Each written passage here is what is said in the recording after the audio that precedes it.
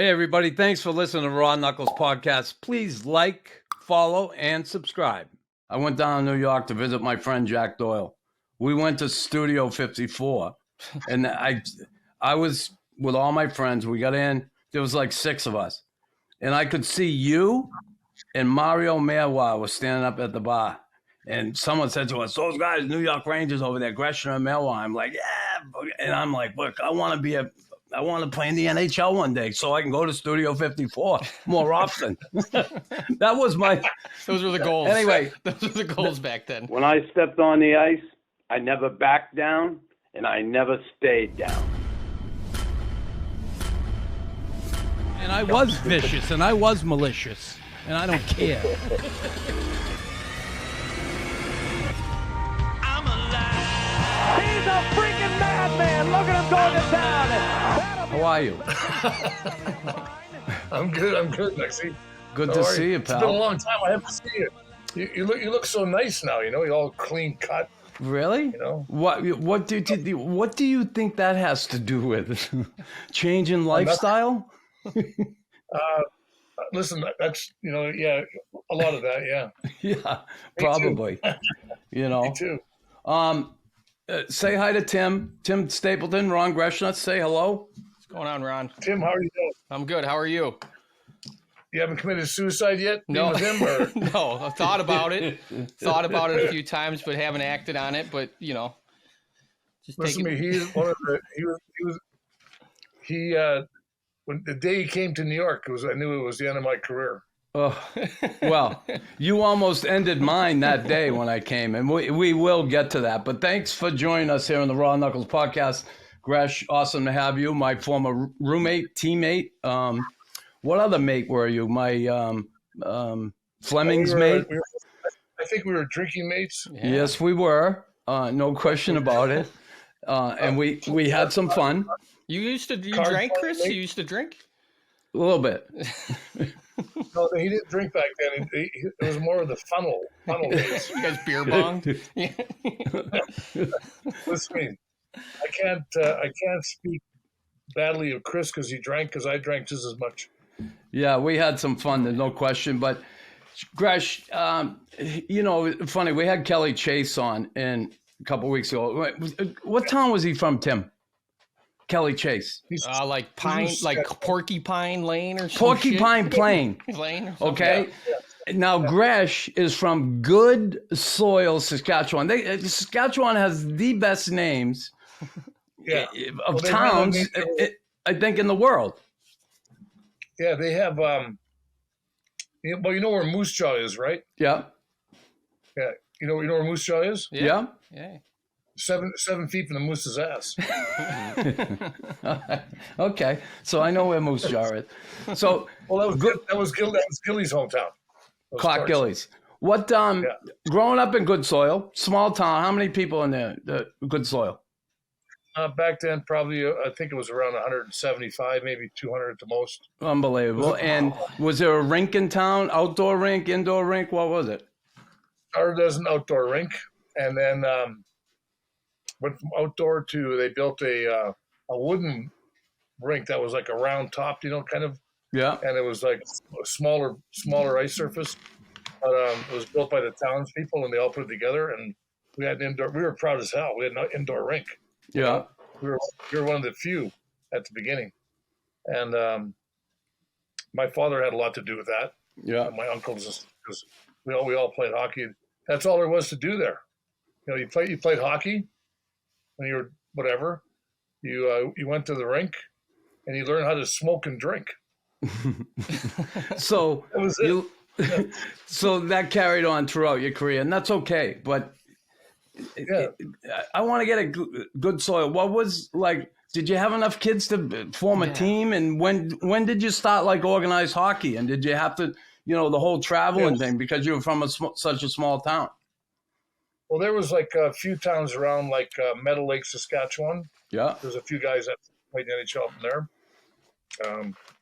There was Loon Lake, Pierceland, St. Walburg, and when I was 12, I played on the Pee-wees, Bantams, Midgets, Juvenile, High School, and Senior League. Okay. Played every day. So they played every I couldn't day. wait to get. I can't tell my kids this, but I couldn't wait to get out of school, one way or another, to get to the rink. Yeah. Was there anyone out of your hometown that played in the NHL, or just you? I'm assuming. No, my dad skated once. He skated on his first date with my mother in 1942. No, he said the NHL. The NHL. Clearly, the answer is no. Well, the answer is my dad did skate in the Madison Square Garden. Oh, Does that Yeah. count? yeah, sure. So Wasn't- yeah, that wasn't a counts. game. Yeah. That counts. For him, it counted. So you I shouldn't shot- say he skated. I should say he stood on the ice. okay, Same- and watch you Kinda like what I skate. did. Yeah. No, He made it, is what you're saying. He made it. he did. So It was the 70, let's see, 71, 72, you go to New West, play junior hockey. How do you get recruited out of where you were playing? Like, who saw you that, okay, or did you get invited to camp? Did you get drafted to New West? no, it was 1970. There was in the spring we went to a high school tournament, play high school tournaments with Saskatchewan, and we ended up winning our what do we call Group. those? You know, like the group, and a guy named Jeep George saw us. Me and a bunch. We only had 11 players. We had a goalie, 6 forwards. I was a left wing, and 4 defensemen. That couldn't have we been did too pretty well. pretty as a left winger. That couldn't have been too pretty. I've seen you skate. Like, I know, but I had the puck all the time. It mattered. And we ended up getting recruited. I went to the Estevan Bruins training camp in 1970, okay. and I ended up getting the crap kicked out of me the first day. Some guy, I was 15, the guy was 19 or 20, kicked the crap out of me, and that was like I got called into the office, and Ernie McLean goes, "You made the farm team." I had a big black eye. Yeah. Yeah, and then So- I made the farm team, and then So Ernie McLean, he's the guy who was the GM of New West. Was that it, or the coach? yeah, he was a coach, owner, him and Bill Shinsky, and they moved from Estevan to New West. I went 1 year in Chilliwack, British Columbia, Yeah. and then the year after that, New West moved out there. So New West, they had a reputation. Well, the Western League was tough, no question, but the New West always had a pretty tough team, right? My last year junior was 73, 74. We never lost a home game. It was like, I think we went 28-0-6. So teams were scared to come in and play in New West. I was on the team and I was scared to play with them.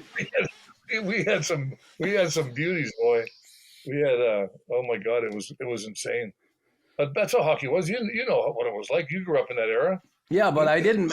Yeah. Thing is, Gresh, you know, you're 4 years older than me, right? You were born in 54. I was born in 58. But I never knew nothing about junior hockey, honestly. I learned all about junior hockey when I came to Canada. You know, when I started living in Montreal, I didn't have a clue. I would have been perfect for a team like New West when I was a kid because the way I played the game, I wouldn't have been a 17th round pick if I played junior hockey. Yeah, I mean there were guys that were real tough guys come into the league. Like my last year junior, I was 18 in that. Real tough guys. And they got drafted in the first round. Yeah. One was by Montreal, I think. They had like 6 first-round picks that year, Montreal. Yeah, go figure. How'd they wheel that? Who was your team? paying Like, the so price. who was your team growing up? Like, who'd you watch when you were It a was kid? Montreal, right?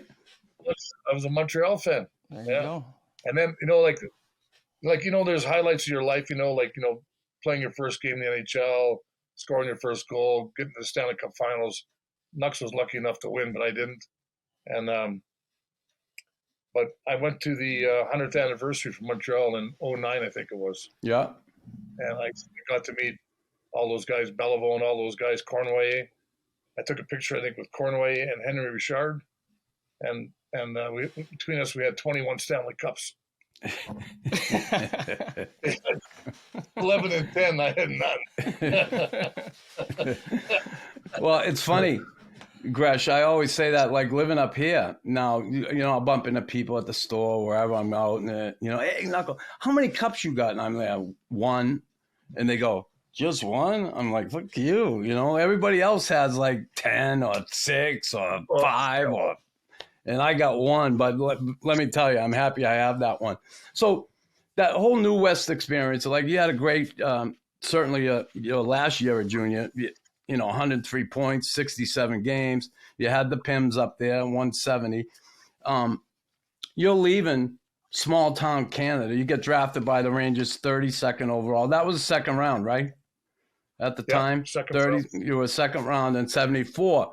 So it's off to the big city. Did you go to camp right away in New York, or was it in Providence then? Because you spent some time with the Reds. No, what they did back then was they had, I came to New York in June that year. I signed. And then, Culture shock a little bit? No, I always wanted to go to New York when I was a kid. But was it culture shock for you? Small town, fucking good soil, 600, 100 people? Well, no, but you know what happened? I lived outside of Vancouver for 3.5 years, Yeah. So he was used to like going to Gastown, all those places, and sneaking into bars when you're 16 and stuff. Yeah. So when I came to New York, I remember getting off the airplane and we're driving out to Rockville Center, Long Island. I'm going to the guy, where are we going? He goes, well, we're going to your agent's office, your agent's house. I go, I don't want to go there. If I wanted to see 2-story buildings, I would have stayed in Saskatchewan, for Christ's sake. Right? And we end up going the next day. A couple of days later, I went to Manhattan, and I got off in Grand Central, at the Garden. Yeah. And then I stayed that night, and I stayed overnight, and I slept downstairs there overnight. Walked around the next day, and went back out to Long Island. They were all going like, "Oh my God, what happened to you?" I was 19 years old. I couldn't take care of myself. It didn't matter. Yeah. New York was pretty bad back then. It was pretty tough, but I didn't know that. Yeah. What was training camp like back then? I mean, I'm assuming you came in shape, or is that how it worked? Well, yeah, I came in shape. Yeah, never in shape. Who are you kidding? I was in shape back then. And we came to camp, and they had camp in Kitchener, Ontario. Okay. So we're the first day, there's all defensemen on the ice. There's like 15 defensemen on the ice, right? So I lined up. I go looking around. Who should I go next? I'm not going to go next to Brad Park, right? Yeah. Because I think, Brad Park. So I go next to Dale Rolfe. We take off down the ice. He's at the red line. I'm not at the blue line yet. So the next girl, I went next to Park. And you were even with him, right? Yeah, it was a close race for last. But no, it was a great experience. I came, played a couple exhibition games in the Garden and one in Long Island. Then I got sent down to Provi. So when was it switch over, Gresh, from winger to D-man? Because you played your whole career as a defenseman. When did that happen? Was it at New West? No, it happened my first year I left home, junior. Yeah. I was Chilliwack Bruins. I played 6 games of the first 3. The coach didn't like me. Okay. At Christmas time, I wanted to quit. My dad said, no. You ain't quitting. He made a commitment to go the whole year. When the year's over, you can quit if you want to quit. I went back. I got off the plane. They picked up a bunch of us at the airport in Vancouver. We're driving up to Chilliwack, which was about 60 miles from Vancouver. And they said the coach, Bob Foster, got fired, and this new guy came in, Orv Litchfield. And I played left wing, right? So I didn't know. So I'm skating around the ice first day. He's coach, comes up to me, he goes, Ron, how you doing? I go, I'm good. Like, what do you say to the guy, right? 15 years old. He goes, you ever played defense? I go, nope. He said, well, you are tomorrow night. And I started playing defense. So you just started playing D. That's crazy. And you end up certainly playing over 900 games NHL as a defenseman. But so you draft as a D-man, and you go in the Rangers, like I said, the Brad Park, Dale Rolfe, all those big names of the Rangers back in the 70s. I was a Bruins fan, and Ranger Boston games were awesome. There was a good rivalry, healthy rivalry back then. Then they made that trade, right? The Rangers, Brad Park to Boston, Esposito to New York, and then Murdoch gets drafted. What were those years like? Because I heard the stories. I remember when I was a kid, before I was drafted by the Canadians, I went down to New York to visit my friend Jack Doyle. We went to Studio 54, and I was with all my friends. We got in. There was like 6 of us, and I could see you and Mario Mailwa was standing up at the bar. And someone said to us, "Those guys, New York Rangers over there, Greschner and Mailwa." I'm like, "Yeah," and I'm like, "Look, I want to play in the NHL one day, so I can go to Studio 54 more often." Those were the goals. Anyway, those were the goals back then. That's the first. Yeah, that's the first time I saw Gresh, and then certainly played against you a few years. But those early years when Murdoch, Espo, like you guys were like rock stars in that city, and it got a little crazy there, didn't it? Away from the rink. Yeah, it was. When the trade happened, Phil came in, and like I got along with Phil really well. I still do today.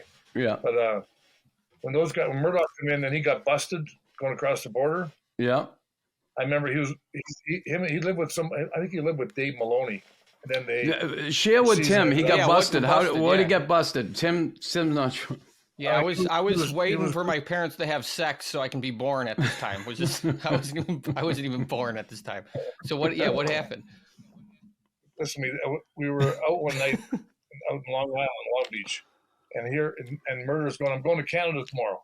So we're all drinking. It's like, I don't know, 8:00 at night, And he goes, "I'm going to meet these other guys." I said, "Murder, those guys are like, they're bad guys, man. It's all like I never did drugs in my life, so I never, I tried to keep them away from me, as much as I could." So anyway, he goes, "No, I'm going to go with them." I don't see him again. And my phone rings at like, I don't know what time it was. The next night, right after that, it's John Ferguson calling me. He goes, "Ron." I go, "What?" He goes, he didn't go, "Where are you?" But he goes, "Check your house." I go, "For what?" Check because he knew Murder was staying at my house. He goes, "Check your house. Donnie just got nailed at the border for taking drugs across." And I go, that night I told him that night, those guys, they're just, they don't care. They have nothing to lose. All these guys who's hanging around with. Yeah. And some of the guys are really nice, but a couple of them were really, they wanted to see how fucked up they could get him. Yeah. Well, they did, right? And Tim, Don Murdoch, he was he a first rounder, wasn't he, Gresh?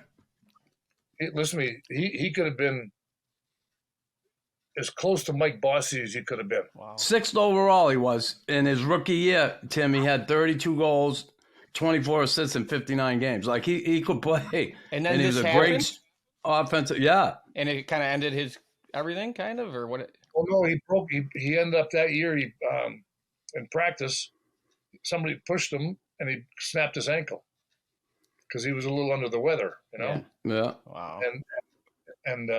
But just I hate talking about anybody that bad things about him, but like Murder's changed his whole life around right now, Donnie. Good for him. It's really good, and he knows what he did and didn't do and should have done and whatever. I remember he got suspended. How many games was he suspended? Half a year. Yeah, right. But you would have just loved him. Yeah, as a teammate. The funniest man, like the things I can't mention on here because you can say anything you want. Oh, really? Well, I mean, I remember like things like the women. This is pre Duguay, right? Yeah. So there was like me, then Donnie, then Duguay. And the girls were coming with suitcases to stay with them all over the country. and it was an amazing thing. I mean, Donnie was, and just the most likable, funny, down to earth guy, and just got caught in a bad rut. Yeah, couldn't get out. That sucks, and, his talent level wasn't down here. His talent level was like, shoot the puck. I remember he scored 5 goals in one game in Minnesota. I don't care what team you're playing, they're bad. you score 5 goals, you got to be a pretty good player. So that whole era though, Gresh, the Studio 54 era, like your team and what was that like? Like you were a close group of guys, obviously, but how was that era? Rangers were big, certainly everywhere they went. I know when I played for them, I couldn't believe the number of Ranger fans in different NHL cities. But what was that whole Studio 54 era like with the boys? It was Mark Beneke was a doorman. I used to show up there at nighttime with, like a little crowd of people, whatever. There'd be 4, 5, 6, 10,000 people outside on a Friday night. Wow. And the pouring rain too. Yeah. Like, people waiting to get in. Like it was I remember the first time I went there, I walked in, there was nobody there. They were letting people go in like something was going on. Yeah. And then, but I remember when, I don't know if you remember the 1979, the Challenge Cup. Yeah. And your ex-teammate, Guy, they won the first game. He goes, Ron, how do I get to studio? Let's go. Because I was on the team that didn't play. They got swamped the next 2 games. Against the Russians, right? Yeah, right? Yeah, oh, yeah. Yeah. The first game, the guys were flying. And the next 2 games, oh, boy. Mm-hmm. It was not good. But Guy was a special guy. I mean, he was just... Yeah, well, we'll get to him for sure. Yeah. But I want to get back to you and your career. So you start off there in New York and you're playing regular. I mean, you had an awesome season. By the 3rd year, I mean, you got 24 goals, 48, 72 points, Gresh. Like, D-man, that's unheard of. Yeah. Like, just everything was clicking. The first year, 3 games in the playoffs, the best 3 out of 5. And then 77, 78, 3 games. But then 78, 79, you guys 18 games in the playoffs. You went to the final, right? Yep. Against Les Habitants, right? Yeah. Lost that stupid game. So how was that, like, that experience for you? Like, that first time of really, because you only made the playoffs twice before that and played 3 games. And then all of a sudden that team came together and you had an awesome season. What was that year like for you guys going to the final? I think that that team, you'd have to give 99% of the credit to John Ferguson. Yeah. He was the one that kept me around, kept Dave Maloney on. We were drafted before he got there. And he loved all the young guys. He was just, I think he came in 75 or 76. And he drafted Mike McEwen, who was one of the most underrated defensemen ever. Yeah, the guy could skate when people couldn't skate. Lucien Deblois. All those guys there, and he brought a few older guys in, but some of the older guys weren't good for the team. Yeah, they were on their last legs, and they were drinking themselves into another century. Yeah, but that team, a lot of those guys on that team were all Ferguson's guys, basically. And he was an amazing guy too, Fergie. Yeah, listen, I met him, but how was he as a coach, Fergie? Because I met him when he was GM. I met him here in Montreal. Mm-hmm. He was good friends with Serge. Yeah. How was he as a coach? Was he tough to play for? Was he? He didn't care if you made a mistake, but if you went out there and just did nothing, yeah, he would have loved you. Oh my God, because that was you guys were on the same path, Yeah. But he wasn't like, some of the older guys didn't like him because he wanted a little more piss and vinegar than sugar and beer, right? Yeah. And so when he got there, a lot of these older guys came in, but they were ready to go out. And I think probably the only regret that he had was trading Ricky Middleton. Yeah, huh? When he went to Boston, right? Yeah. What was the city like that year in the finals? Was it just nuts or what? You can't. Oh God, it was. Never knew there was that many women in New York. It was just amazing. And the crazy thing is, there's a show on Netflix now called Fear City, It's all about how bad how bad New York City was back then. Yeah, I watched that, Gresh. Crazy. And, It's good. Yeah. Yeah. And I knew a bunch of those guys that were on that. What is it, like a series or is it a documentary or what is it? Documentary. It's kind of like how much crime there was, what the police were doing, what the so-called what the mafia was doing, whatever. And I met a lot of those guys back in the 70s and 80s. They never ever talked about hockey with me. All they said, we like the Rangers. Yeah. They would send plates of shrimp cocktail to my house, like as big as a thing you could make. Those big cartons and stuff. What was it like when Knux got traded to you guys? Did you guys know each other then, or was that? No, but the first time he get there, he takes me out. And he wants to have a drink. I go like, Knux, I don't drink unless I'm alone or with somebody. All right,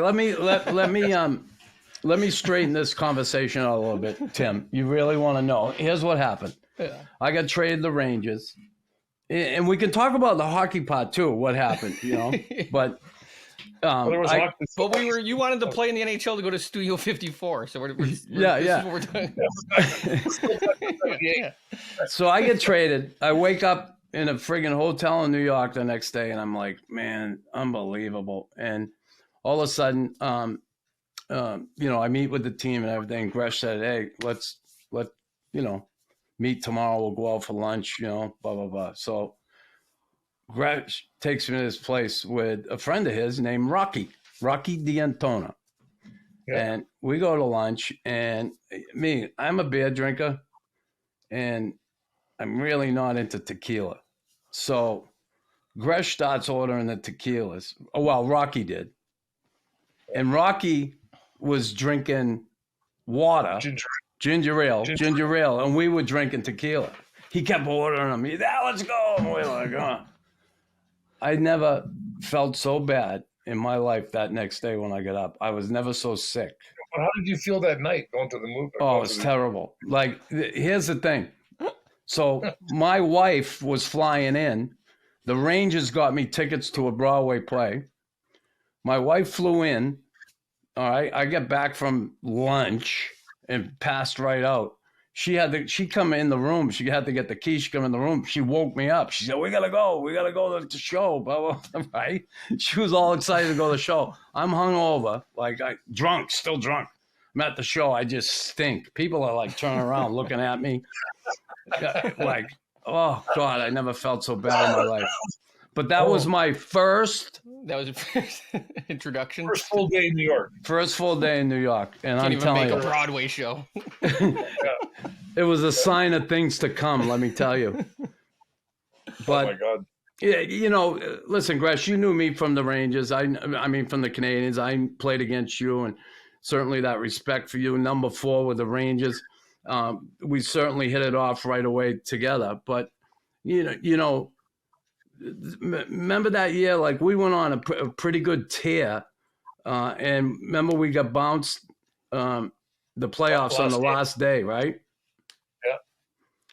Yeah, that was, I don't know, I can't remember, we beat the Quebec Nordiques.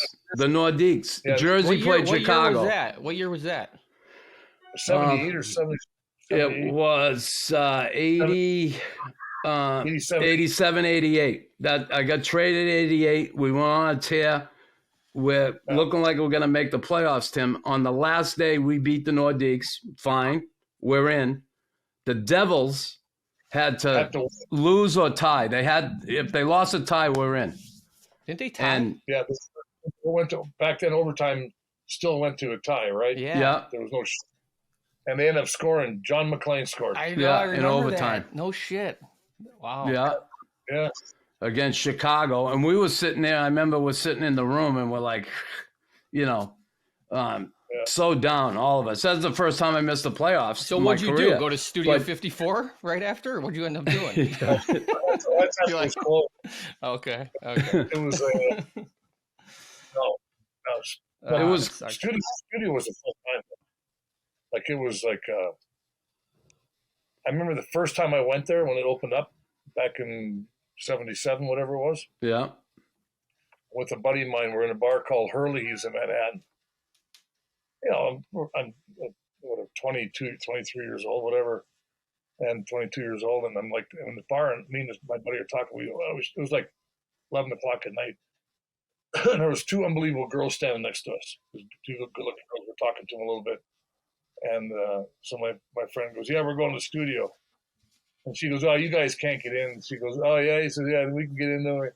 They go, we want to come along. And my friend goes, the only way you can come along is if you give us one of these. right in the middle of the bar. They give us one of those.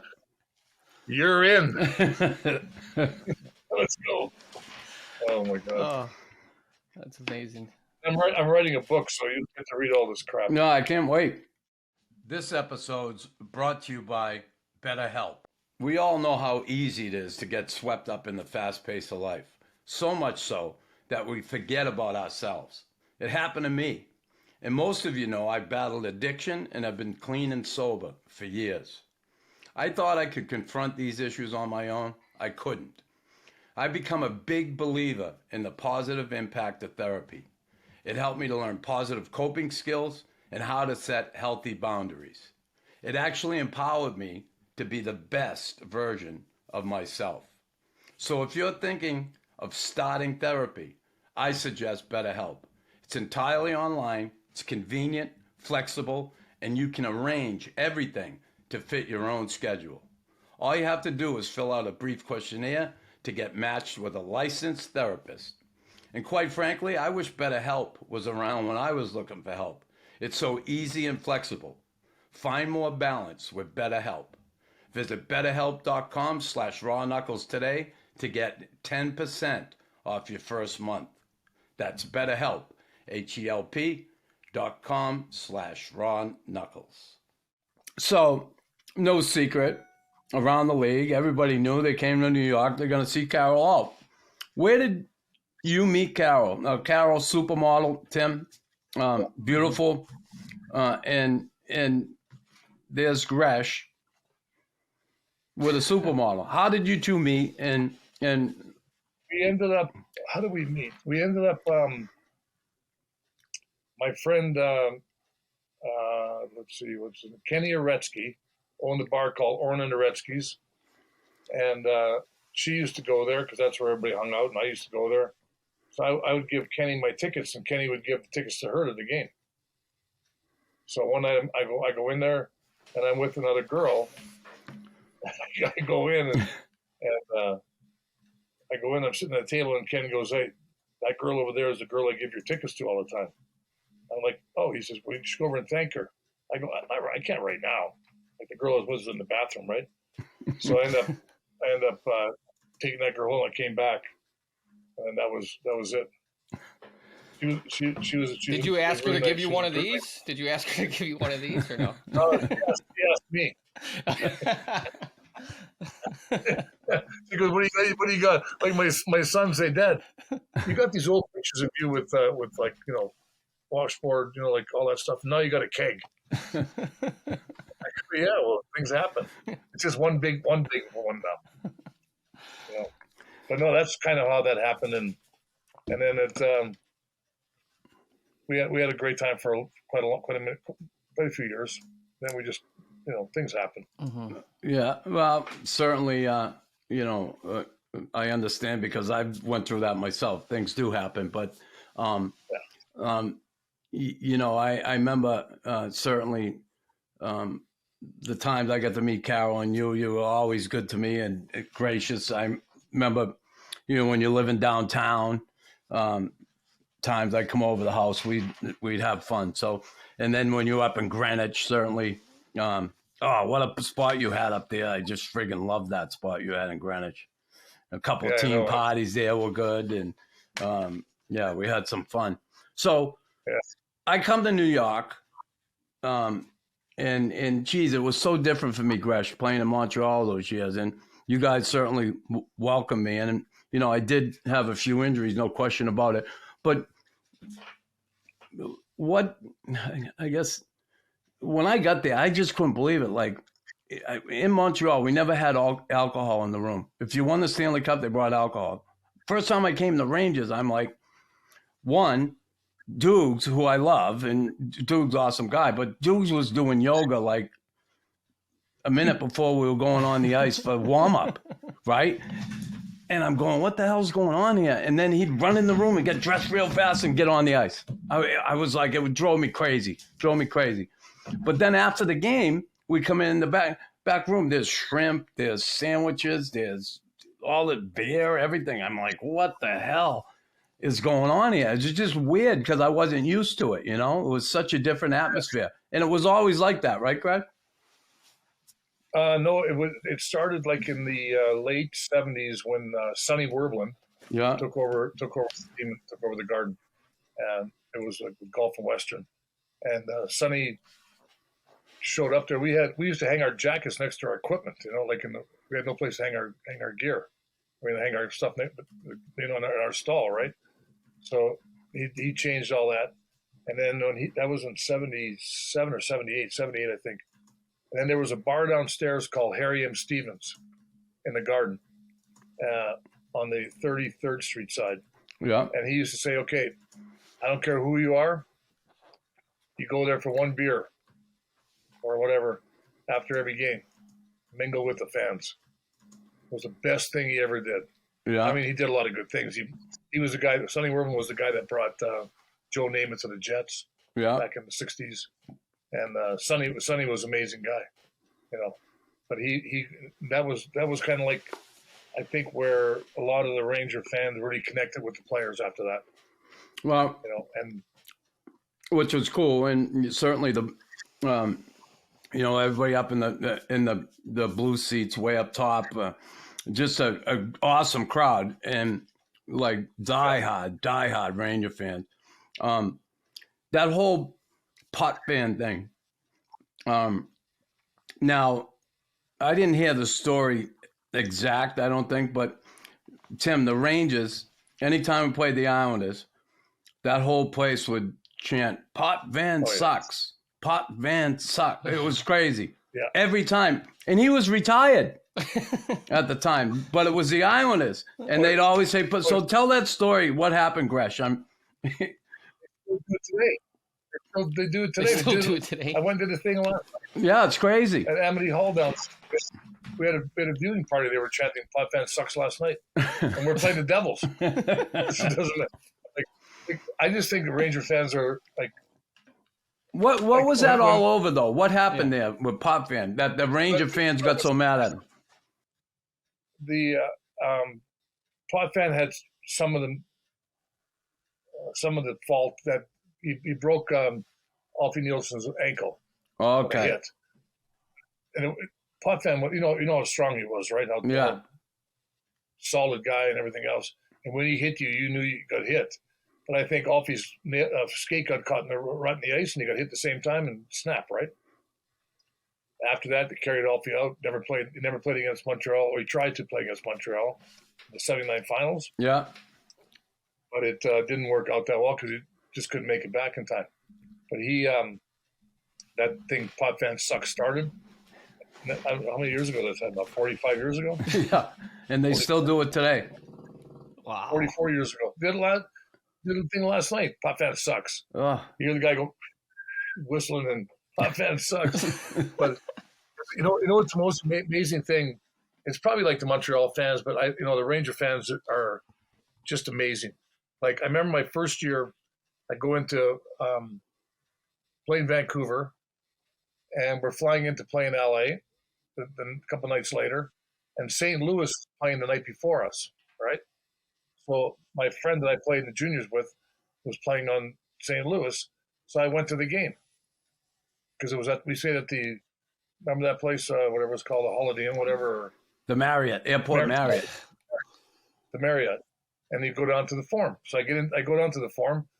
I go into the building. There's like 4,000 people in there. I'm like, what the hell happened here? It's an NHL game. We had played there, and we played there earlier in the year, and it was packed, right? We were there. So I don't say too much. Next night we go to the game. I thought maybe something, accident or something. I'm 19. I don't know what the hell is going on. Next day we play next night, and packed. And back then you couldn't buy the jerseys like you do today. So now you go to, like, last night, like half that building last night in the Devils was all blue. Yeah, right.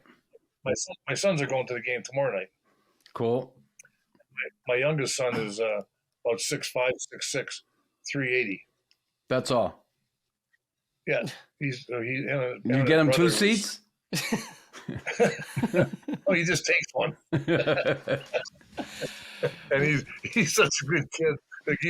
Like Chris Christopoulos, right? How big he is. Yeah. Chris looks little next to him.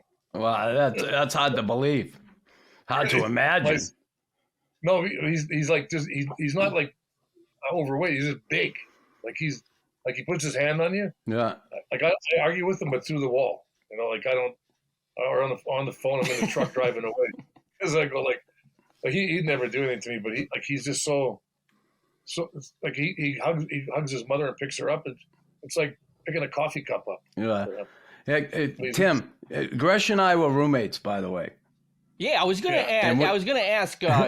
What going back to Chris getting traded? What kind of impact did that have on the team? Was he a player that you guys were in need of? Were you looking for? Did you have, what kind of impact did he have?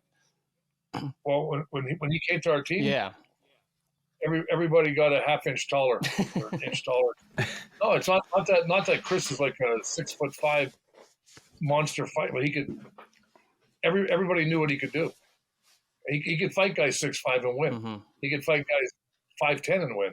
You know what I mean? He was just a competitor. Were you a vocal guy in the locker room, Chris? Was he vocal? Like just yeah.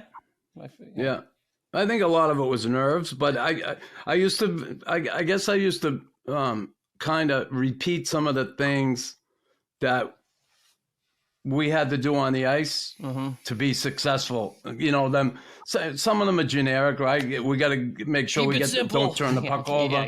Yeah. Don't turn the puck over the blue line. Let's get it behind them. Get to the net. Just stuff. Reminders. Repetition is the key to retention. And I'm sure some guys are probably like, shut the fuck up. We know what we have to do. I bet not, though. I bet guys, you're the type of guy that because you would say it, but there were you guys that say that shit, and you're like, shut the fuck up. You keep it simple. There were guys that would say that, but couldn't back up what they were talking about. Exactly. That's a big difference, And I remember when I got a picture somewhere. I should have brought that picture on. Me and you walking off and slapping our hands up. Remember that sign? Walking off the garden, remember between the benches? Yeah. We're walking off like arm in arm, shoulder in shoulder. Where is that? I want a copy of that. I'll find it. I got it in my books downstairs. Oh no, I don't have it. It's like it's me and you walking off like we're heading to the studio. Yeah. Until Larson got kicked out. I think we were playing. I remember it was Philadelphia or Pittsburgh or something. I think it was Pittsburgh. Could have been Pittsburgh. Was there anyone on the team, Chris, when you came to New York that you fought in the past? I don't think. I've always wanted to ask you that. I don't think there were guys that anybody had fought on New York because I fought Larry Melnick when he was there. He was gone. And Patrick. The only two Rangers I fought was James's brother and Melnick, I think, and Nicky. And they were gone. Yeah. Fatillo was a great guy too. Awesome guy. Nicky Pieface. The story. I'll give you a quick story with Nicky. Oh, Pieface is that? I love calling that. He gets so mad. Oh no, he don't like it.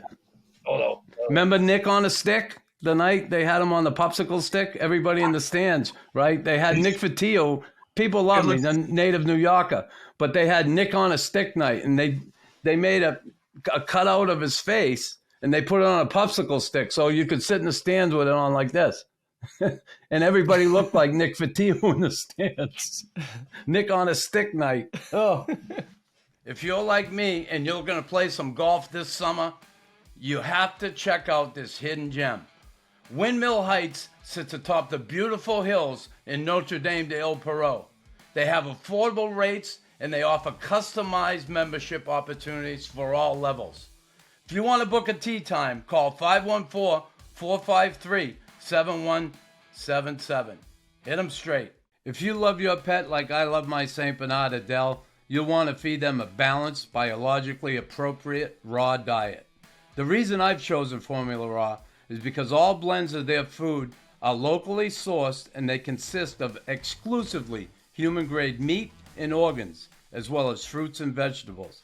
And all products used are hormone and antibiotic free. So like I said, if you love your pet like I love Adele, you'll choose Formula Raw. Make sure you go to formularaw.com and use the promo code RawKnux at checkout to receive 10% off your first order. That's RawKnux, RawKnux. When you retired, Ron, were you still capable of playing? I asked that because I don't know if this meant anything to you or if back then it meant much, but I know today it does. But you were 18 games shy of 1,000. Was that something you were thinking about? Well, I did, and the guy that was a GM back then, I won't mention his name, but he told me that, don't worry about next year, you're in. And then in the so that would be Neil Smith? I know. Some days I have a bad memory of well, things. I'll remind you it was him, and yeah, he would often say shit and then not follow through. So I'll say it for you. Yeah, and anyway, January that year, I go, let me know because I want to, whatever, And he goes, no, don't you worry, because he came to me all the time to talk to me about what, do this, do that, whatever. Not that I could help with anything, but I would help as much as I could because I love the New York Rangers, right? Yeah. And so in the summertime, he goes, we're not going to use you. I go, what happened in January? And I remember I don't even remember the playoffs. We played against Capitals. Yeah. I got hit in the mouth with a slap shot. And I knocked all my teeth out in the second game against best of 5. And I played all the rest of the games with no teeth. I couldn't eat. But it didn't matter. I don't cry too much over the. Yeah, but that sucked. That sucks. You're so close to 1,000 game. It would have been listen, you played your whole career with the Rangers, which is awesome. Guys just don't do that anymore. And being just shy of that 1,000. He could have figured that out. I had my playoff games in now, so I'm over 1,000. Yeah, there you go. Me true. too. Yeah. Were you there in '94 No. when they won it? Were you in the city, and what did that mean to you when they won? I was there, and I have to say that I was very proud of New York. Mm-hmm. I was proud of the team, but I was very proud of how New York handled winning. They didn't burn nothing. They didn't break nothing. They all got drunk. I mean, they were drunk for a while, and I was one of them.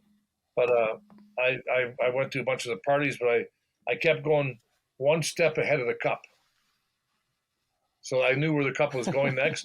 I'd go to the next bar and go there because you can't touch it, You didn't touch it? Never. I never have. Why?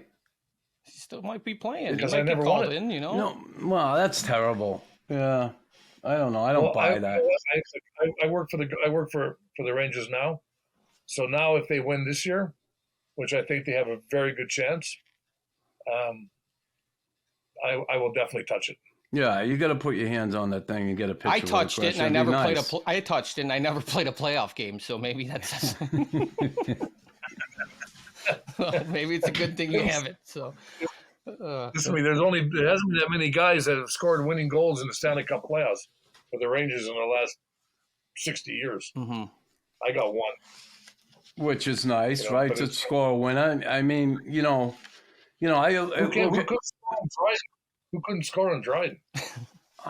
How do you get number 4? I didn't care. I hadn't when I left home, played for the Chilliwack Bruins. I wore number 3. Went to New West, wore number 4. Came here, went to Proby, wore number 3. Came up to here, wore number 4. They could have spelled my name wrong on the back of my shirt and give me a number that nobody would have known, or no number, and I wouldn't. You don't skate around like what number you are. Who cares? Well, I mean, the truth is, we're joking around. I mean, you come from a town of 10 people. Basically, I mean, you had a hell of a career, and you were ranked 12th all time as a Ranger. I mean, what does that mean to you? Do you think you should have been higher, lower, or is that right where you need to be? I think, you know what, whoever did it, they made a good choice, whichever way it goes. I think that I tried my best when I was there. I did whatever, I have without a doubt the best job in the world. Okay. Nobody has a better job. What is that? I work for the Garden. When they ask me to do something, I do it. I don't go, I don't feel good today. I played 4 years of junior, 16 years of pro, never missed a game because of the flu. I would never miss one of those. And I won't do it today. But I teach my kids that too. If you be on time, and people will respect you for that. Be late, they always remember somebody that's late. So not to work with again. So, Gresh, you're 7th all time on that list.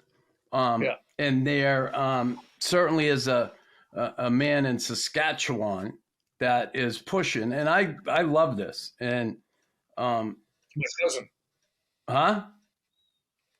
In Saskatchewan is my cousin. Yeah, your cousin, Toby, and he's pushing for you to get your jersey retired there in New York. Why isn't that happening? Can we reach out to Jim Dolan and say, well, what's going on? Gresh, you know what? All-time Ranger. I'm whatever it is, Chris. I'm like, when I go to the Garden, I still get butterflies today. Yeah. I go do stuff. I go do learn to play stuff every weekend for the kids. I don't skate. I just go visit the parents, talk to the parents, take pictures with the kids, whatever they want. And it's like a You never skated anyway. I can skate fast and backwards. That's all I know. Roomy. I don't know why or whatever. So I don't. It's not for me to judge or to make a decision on why it is or why it hasn't been. And if it happens one day, I wish it would have happened when my mother was alive, but it didn't. And because my kids used to call my mother the Warrior. You know why? Because she was 1 year older than Old Yankee Stadium, and 4 years older than the Rangers.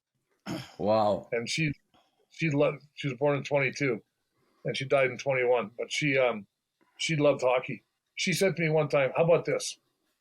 Can you go to the league, go to that guy Bettman, and see whether they can make 2 seasons in every year, like 2 50-game seasons?" Yeah.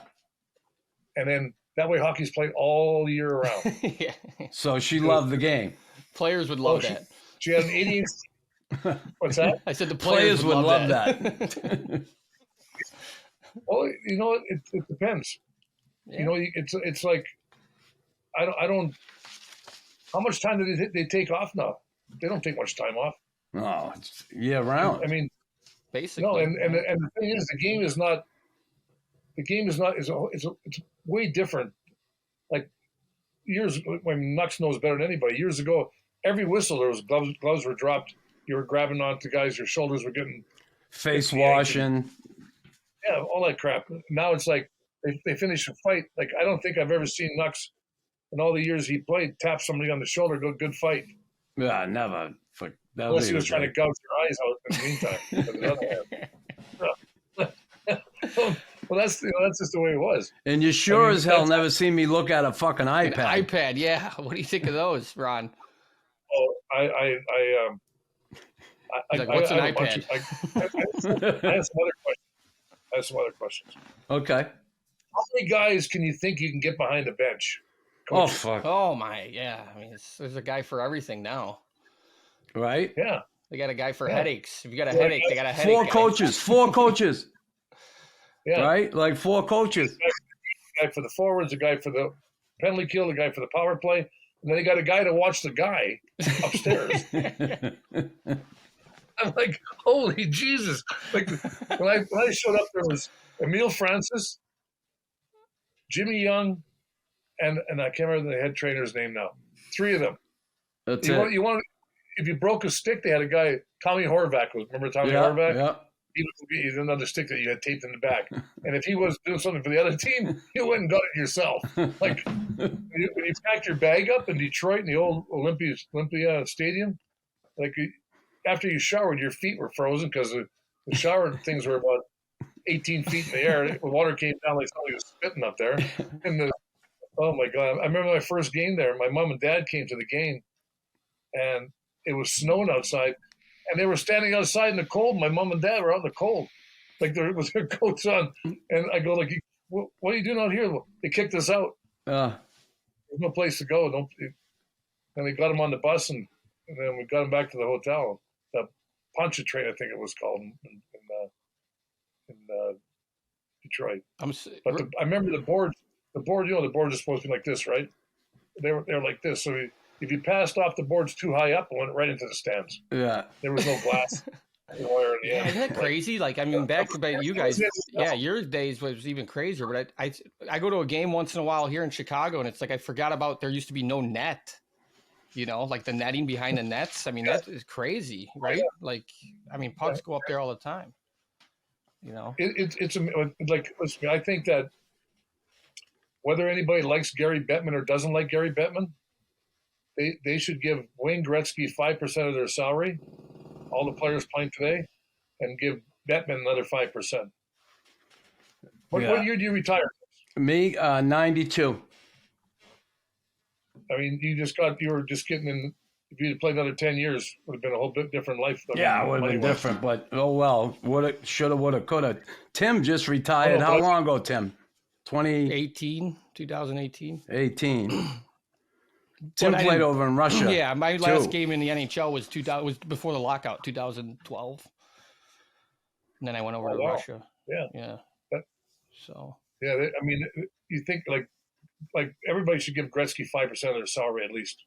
Yeah, for leaving Edmonton, going down. You wouldn't go to LA, there'd still only be 17, 18, 20 teams in the league. Someone would have probably folded. Right? I'm supposed to ask you about Banff. Tell me about Banff. Oh, Banff. That was a very... We were in some local establishment having something to eat. Or was it drink? I can't remember what drink or eat. Both. Yeah, it was both. So me and my friend Knuckles here were playing darts. And we were roommates. Yeah, we were. And he left the windows open. It snowed in the room. It was like half a foot of snow in there. Serious, Tim. We got back to yeah. They had those vents up, you know, they could open up. The skylights. Yeah. Oh, yeah. Skylight. He left them open. He wanted cool when we got back. Cool was fine. We had snow in the room. And there's me and Nux. We're playing darts, and we're playing darts and we're throwing them, and all of a sudden Nux goes, "Watch this!" And he takes the pointy part of the dart, and Johnny Ogrodnik and Marcel Dion were sitting at the bar, and Nux goes, "Hey guys!" and he heaves this thing at him. That little fat man, I never saw him get off the chair so fast. The fucking drinks went up in the air. They spilled their drinks. The bartender was hitting the deck to beat everybody around. I couldn't stop laughing because they're laying on the floor and there's no dart. I hit him right in the chest with it, but there was no point in it. Oh, boom! I went like that. Oh my God, I never laughed so hard. But Gresh leaves the part out that we're on our board here, and there are 2 guys or 4 guys playing next to us. Yeah. So they're real friggin' serious. So the guy would throw his dart. Just as he's throwing his dart, Gresh would throw his at their board, right? I'm like, oh, I'm going to get in the fucking beef here. Oh, shit, did we laugh. But Banff. Did we practice outside, too, right, in Banff?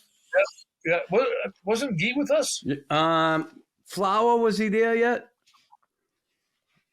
I'm not sure. I'm not sure. Did you play with him in New York one year, right? Oh yeah, I played with Guy. Yeah, he came. Oh well, Phil came to me. Phil came to me and said, "Hey, I'm thinking of getting Lafleur. Can he score 20 goals?" And I said, "Yeah, for sure. You know, he can score 20." He had 18, but he got hurt. Yeah. He missed maybe 18 games. That was the year we went to Banff. Yeah, that was it. So Flower was there, and we Banff in the room. It was Banff for the snow is right. No smoking on the bus. Yeah, okay. Okay, no drinking on the bus. Okay. Your book's got to have one chapter dedicated to you guys being roommates, no? Oh, shit. Listen to me. No, we had a lot of laughs. There's no question about that. We were in Montreal one time, and I thought I was roomed by myself. So we were there like 3 days in Montreal.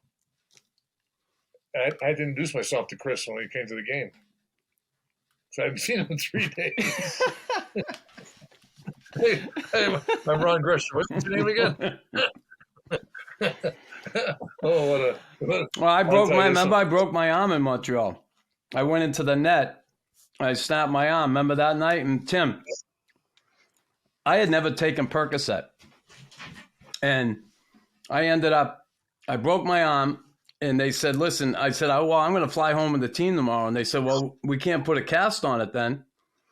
And if you're going to fly home, we can only put an ace wrap on it and put you in a sling because, the pressure from the cast would be too much for you. So I said, well, I want to fly home with the team. So they wrapped me up and gave me Percocet. Well, I took I took 2, then I took 2 more, and I'm back at the hotel. We're playing cards, and I'm drinking. I'm turning green. I'm like, oh. I stayed up till like 5 o'clock in the morning. We get back to New York, and that general manager, Neil Smith, we get in a cab, and he's going to take me to Lenox Hill to see the doctor so I can get a cast on it. We weren't in the cab 2 seconds, and I threw up all over his pants and his shoes. I just went all over him. He's like, oh. So I got him. I got back at him for you, Greg. Was that the first time you returned to Montreal, Knux? When was you? Yeah. What was that like? First game back, and it's kind of. I guess I was wounded puppy a little bit. They booed me. They booed me and shit. Yeah. Sons of bitches, right? Yeah. But didn't you get hurt? Didn't you get hurt in Long Island too? I broke my arm again. Yeah. In the first game. Did you take Percocets? No, I broke my arm.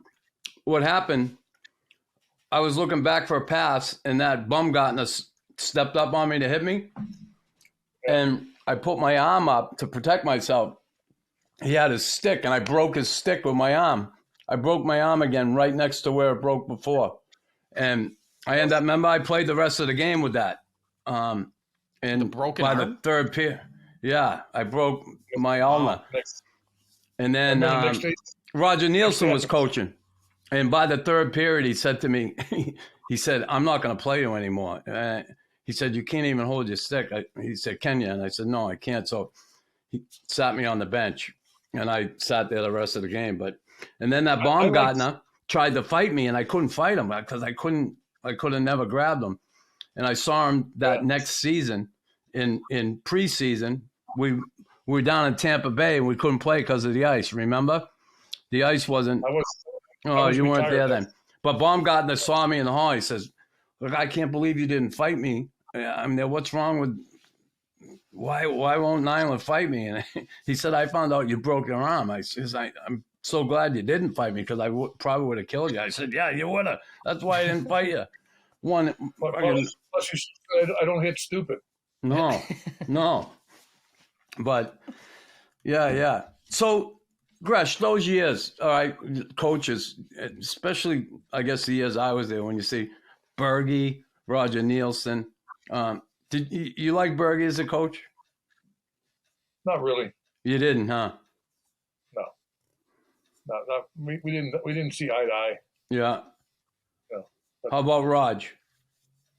Roger, I loved. Yeah, Raj was awesome, right? He was pretty much a pretty straight up kind of guy, right? Yeah. He was. It wasn't like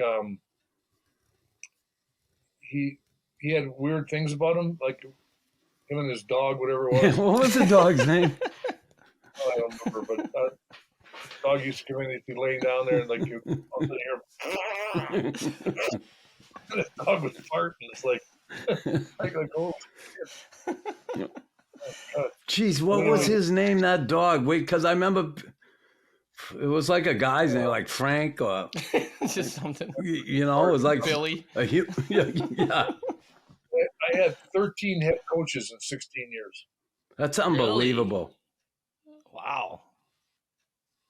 And 6 GMs. Unbelievable. Who was your best coach? Was it Roger Nielsen? I think that I like Fergie. Fergie. And Freddie was fine. Freddie, one night we were in Vancouver his first year, and I back into the elevator at the Hotel Vancouver. I back into Freddie who? Freddie the Foggy. Oh, Shero. Fred the Frog. Yeah. So I back into this because it's 2:00 in the morning, right? So I back into the elevator and I'm standing. I push the button and I look up, and then the doors go closed, and then in the kind of like gold elevators they had, I look like there's Freddie standing in the corner of the elevator. I don't say anything. I just go there, push my button, get off the elevator, go to bed. I go, oh my God, my parents are coming. He's gonna, play me a shift. He played me so much the next night I couldn't go out after the game. You were too tired. Oh God, it was like I thought it was Vancouver. Imagine it would have been a team that was good. That'd be Vancouver. I never liked Vancouver. You know why? Because I played junior hockey there. Yeah. And they never drafted me. Yeah. So the back injury, like I know when I got there, you had some issues with it, but when did that happen? How difficult was that to manage? Those last few years of your career, and what made you finally step away? Was it the back? It was the back. Just couldn't rebound from game to game. It was like it every year got a little bit worse, got a little bit more like by the time like 88, 89, 90 in there it was really bad. It was pretty bad. I wake up and it was like you wake up in bed, you swing yourself over, get your legs on the ground, get yourself up. It was like painful every time. I mean that's the same like what happened was I started playing golf after I retired. Yeah. I played golf before. And then in 2005 I quit playing golf. I just stopped playing. Because I played golf one day, the next morning I couldn't get out of bed. Right. Well, Gresch did a few things different. Like I had another teammate that did Rick Green. Played his whole NHL career, stayed single, no kids. When he retired, he had kids. When you retired, you got remarried and had 4 children. Like, talk about keeping you busy in retirement. Yeah. Hello. Well, you know what happens is it's like if it wasn't for tequila, I would have had any kids. Tequila does it. That's what they say. Oh, I'm glad I only did it that one night. It's like that guy the guy says to the girl, "Can I buy you a drink?"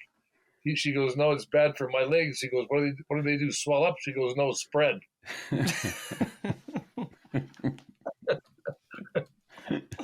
No, it's I had kids. My first one was I was 45.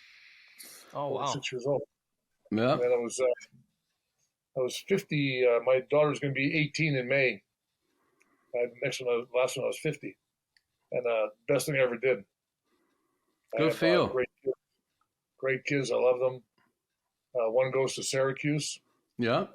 Upstate. One goes to Pace in the city. The youngest one, she likes to write stuff in movies and stuff like that. She's going to Skag down in Savannah. Yeah. And my other son goes to Iona, right down the street. Oh yeah, New Rochelle, right? Yeah. Yes. Did any of them play hockey growing up, or did you get him into hockey at all? My older one did, but he kept breaking his feet. Every time he go on the ice, he was 13 years old, bang, slap shot, foot broke. Nah. And then 15 years old, then he quit and he tried to come back. He was a pretty good player, and he tried to come back when he was 17 to skate. Couldn't do it. Is he 6'5"? He's the 6'3". 6'3". So, yeah, when you're that large, like it's hard to get out of the way of the puck. Right? This jersey here. This is Winnipeg Ice. Okay. Winnipeg. Is that the American junior team? Junior team in Winnipeg, yeah. James Patrick is coaching there. Okay, yeah. Yeah, and so they lost last night 8-4. So I wouldn't call them today. Yeah. They lost to Moose Jaw. What junior league's that? Western Canada Hockey League. Yeah. Yeah, It's the Dub? Okay. the Dub. Yeah, they have Matt Savoy. They have a bunch of first round picks in that team. How is James? He's good. Jeep. Yeah. That guy.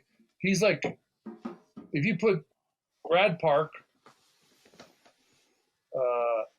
Nick Fatio, and James Patrick together in a room, they would talk hockey all day. Right.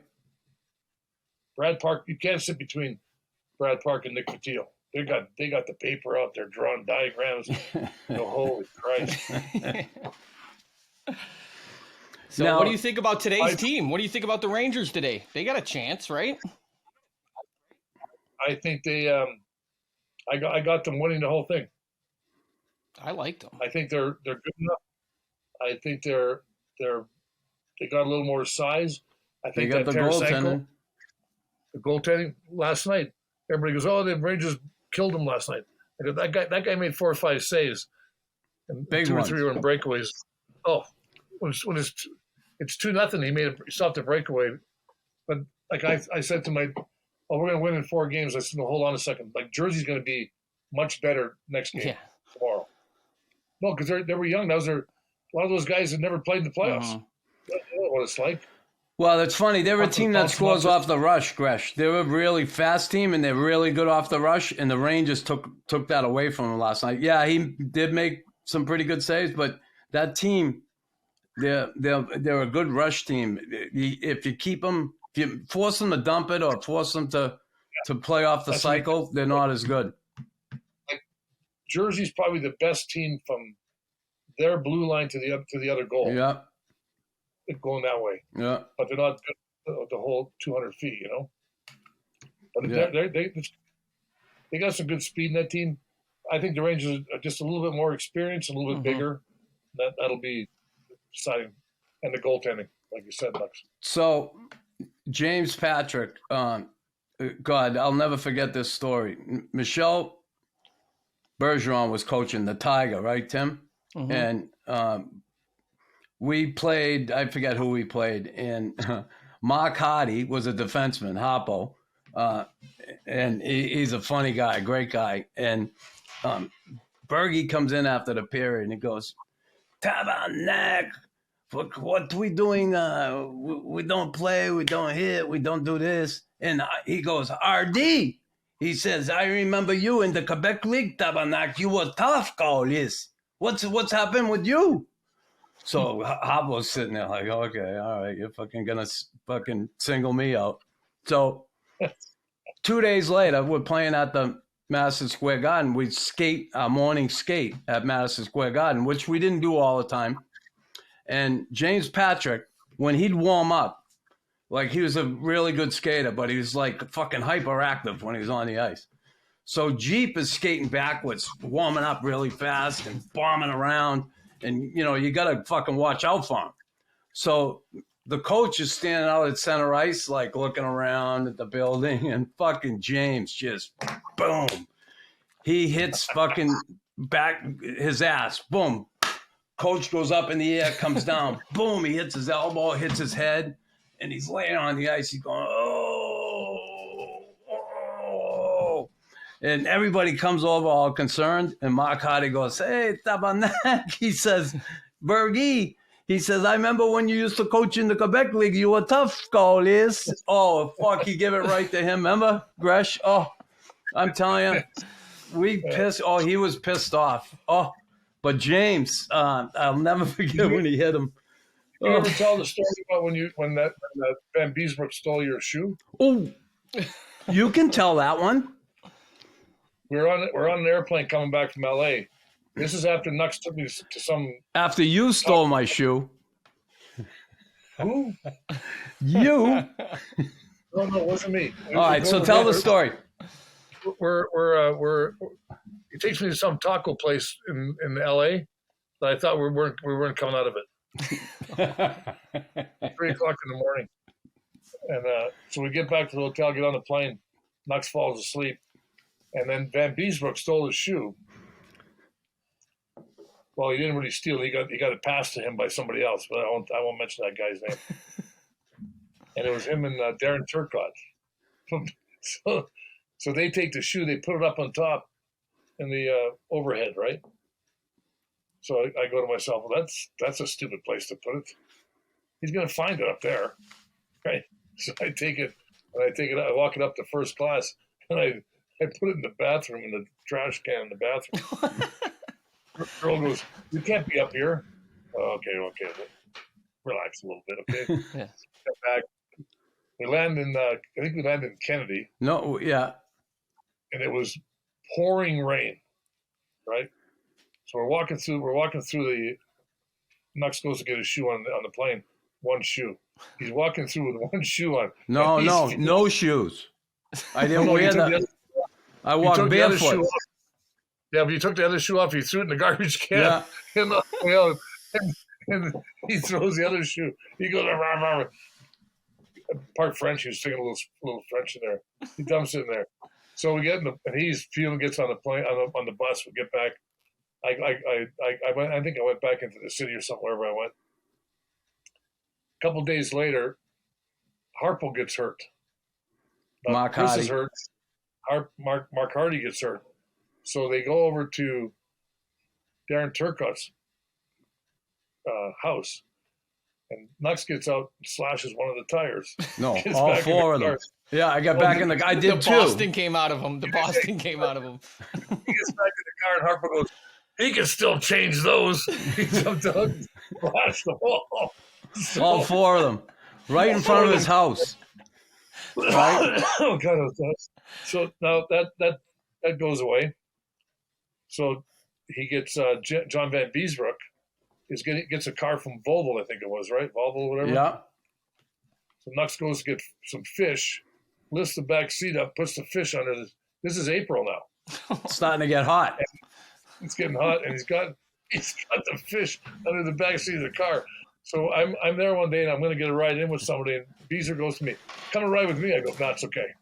That car, you couldn't sit in that car. It smelled like a." So Harpo is with him one day in the car. He's driving him somewhere, and he says to Harpo, he goes, "Harpo, can you smell that? I think my wife hit a skunk or something. There's this smell in the car." And Harpo is like, he knows the fish is under the seat, and he's going, "I don't smell anything," you know. So anyway, finally, it comes out. Oh, God. John, they ripped the car apart. They look under the hood. They look under his seat. They looked everywhere. Finally, they unscrewed the back seat and took it out, and there was the bag of fish. Bees was like, "Oh my." He said, that's a little severe, isn't it? I said, "Hey, those are my favorite shoes. I mean, you fuck with someone's shoes. Hello." Yeah, right. Listen, I tried to help you. I said, "Don't do that." You're so full of shit. Yeah. Give me that shoe. I'll take care of it. I can't believe my roommate fucking backdoored me. Yeah. It's unbelievable. Well, listen to me. You were sleeping and you were snoring so loud, kept me awake. That's amazing. Gresh, I don't get mad. I get even. That's exactly right. I guess. And Gresh is, just because you live down there now doesn't mean I'm not going to visit soon.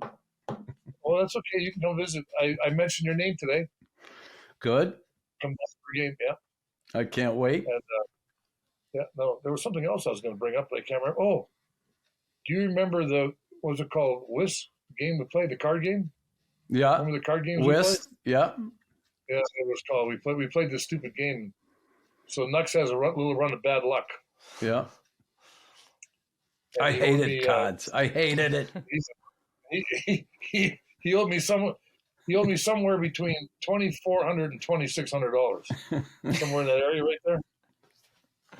And so we're in Calgary, and he goes, "I'll get you the money." I go, "Knux, let's go for dinner. Buy me dinner." He goes, "What? What was it? High Steakhouse." High Steakhouse. He buys me a steak. I go, "That's good even now." And a nice bottle of wine. Yeah, nice. Oh, no, nice. He did a nice. No tequila. Believe me, I accept. I appreciated your kindness in that. I hated gambling. I know. I'm going tomorrow night after the game. I'm going to Mohegan Sun. Ooh. I go up there. Me and my boys go up.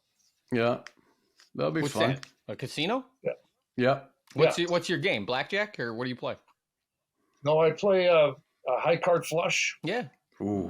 It's a table game. High card flush. I play Caribbean Stud. Let it ride. Let it ride. Yeah. What about three-card poker? You ever play three-card poker? Three-card poker. I play that. Yeah. And I play those games because you don't have to think. No, like blackjack, you got to. You think you're like strategically playing it too, but it's like you have no, you know. You're playing blackjack, right? And you got a guy on your right and a guy on your left, and you take a card, and they go like, "What the fuck is that?" Yeah. That's at the table. Like, you can't carry your gun in that. You can't carry your gun in. So there's no protection. So, Schnurr. Yeah.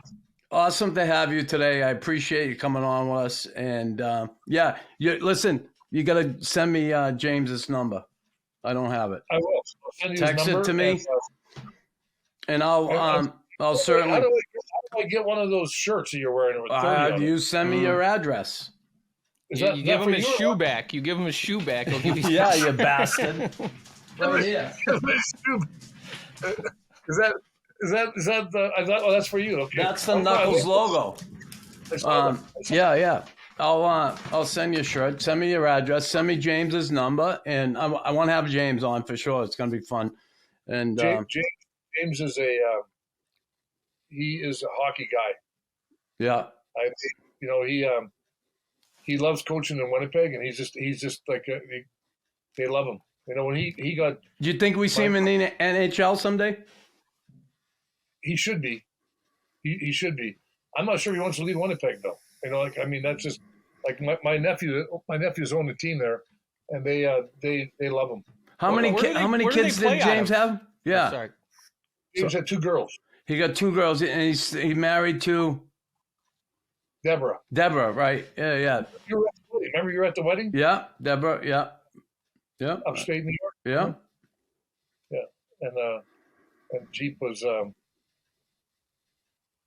He's just like one of those guys you can never not like. Yeah, he's a good man, James Patrick. Really good man. Yeah, not really. There's a lot of guys like that.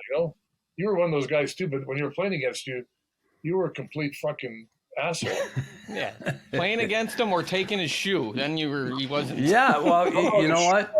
The shoe part, I was the asshole. And Gresh, when I was on the ice, I loved being a complete fucking asshole to the other team. Just loved it. No, but you were like this competitor. Like you just that was the perfect time for you to play in the game too. Those were tough years, and when you came to our team, it made everybody. It's too bad you got hurt quite a bit. 2 or 3 times, whatever, 4 times. But you were all, playing against you. You had to always. One thing about guys today, they don't have to look over their shoulder to see anybody's coming to hit them. No. You knew every team that you were playing against, who was going to be on the other team, which guys were on the ice, who was going to, whatever it was. And one of those coaches on the bench, he has a box of Kleenex. I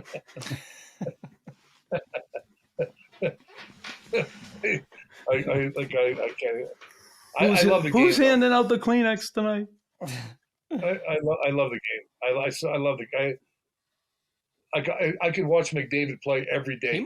He might be in my opinion, the best player that has ever played hockey. It's crazy how good. He's not quite number 1 yet because he has to beat that guy from Boston. Yeah, he's right. That guy from Boston, I played against him in the 70s, and he scored 46 goals one year. And he told Esposito that he didn't have one good hockey stick that whole year.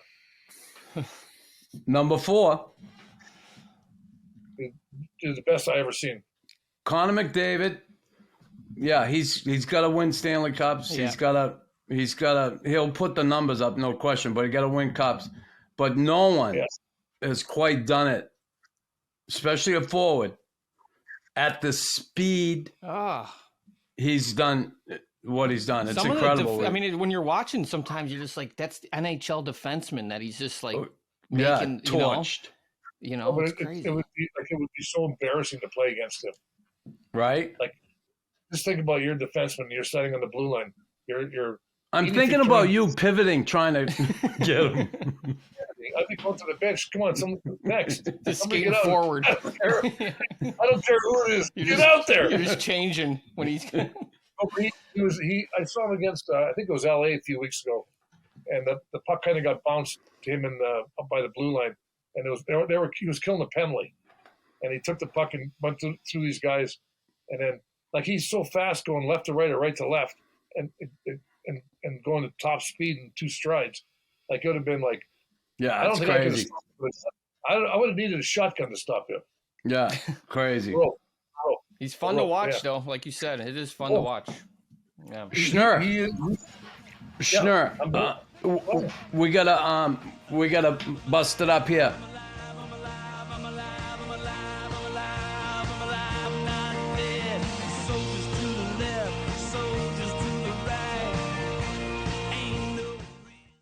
Hey everyone, thanks for listening to the Raw Knuckles podcast. Don't forget to like, follow, and subscribe.